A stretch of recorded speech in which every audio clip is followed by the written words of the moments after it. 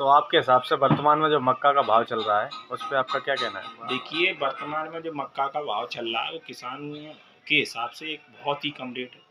वर्तमान में अगर देखा जाए तो मक्का की किसान की जो लागत है 5 बीघा कम से कम 18 से 20 हज़ार के समथिंग 1 हेक्टेयर भूमि पर किसान की लागत होती है। अगर उस हिसाब से देखें तो वर्तमान में 1 बीघा में 5 से 6 कुंटल बीघा मक्का निकल रही है और कुछ किसानों के तो 3 से 4 बीघा के हिसाब से भी मक्का निकल रही जी कुंटल से। तो अब आप अंदाज़ा लगाइए, अगर 1500 रुपये रेट अपन मांगे तो 1500 से अगर 6 का कुंटल का एवरेज भी आप लगाएं तो लगाइए आप 15 छक्के 90, यानी 15 का लगा लो। 1500 रुपये कुंटल अगर आप भाव आपका बिकता भी है तो 6 कुंटल मक्का हो रही है 1 बीघा में, ठीक है, तो 15 छक्के 90 9,000 रुपये।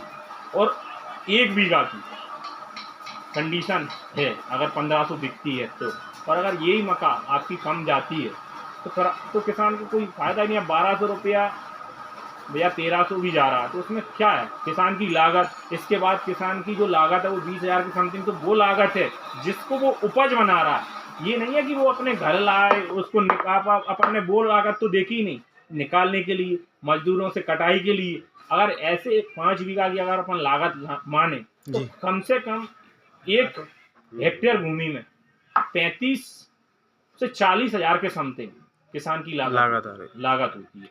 तो आप अंदाजा लगाइए वर्तमान में जो शासन ने रेट या मंडी में जो भाव चल रहा है मक्का का, तो 1200-1300 रुपये तो ये कोई भाव ही नहीं है उसकी। अगर जो फसल उपज है वो तो आप मट्टी मोल खरीद रहे हो। सरकार को इस पर सोचना चाहिए।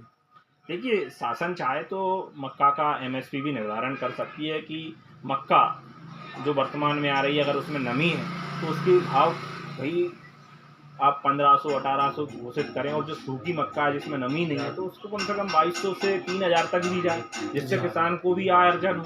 और आप कह रहे हैं वर्तमान में कि सरकार तो वर्तमान में ये कहती थी कि हम किसान की दुगनी आय करेंगे। भाई किस प्रकार दुगनी आय करेंगे? आपका 22 भी चला गया, वर्ष 2022 में आपने कहा था कि हम किसान की दुगनी आय कर रहे हैं, अब तो 25 भी निकलने वाली, तो आप कब दुगनी आय करेंगे?